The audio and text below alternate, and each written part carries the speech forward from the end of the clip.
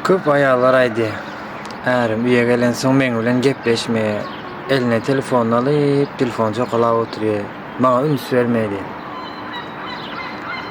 Näme üçin bilýäňizmi? Dale Carnegie'niň bir gepi bar da, kitabynda ýazýar.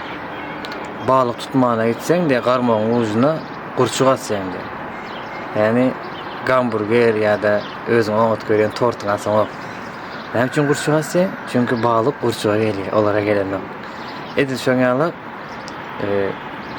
ayallar erleri bilen erleri üýe gelende telefon oýnap oturýan bolsa, demekki ayallar erlerine garmak atanda ucuna özüniň gowy zatlaryny oýbasy.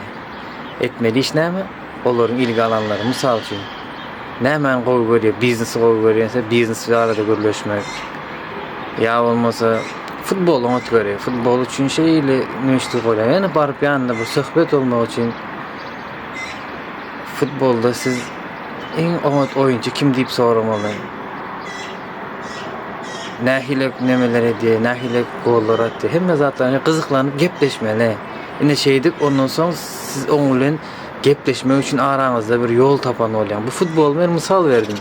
Ýöne bir araňyzy gowlamak üçin äriňiziň ilgisini çeken, ýani gyzyklanýan temasynda iki agyz söz açsaňyz boldy. Oňsoň diňläp otursaňyz, o size telefon hemme zat goýup size düşündirip berýär. Sag bolun. Videolaryň dowamy üçin takip edip, komentarda pikirlerinizi bildirin. Bu meň pikirim, ýani hiç kimde zastaw edin, men şeýle düşünýär. Salam aleykum.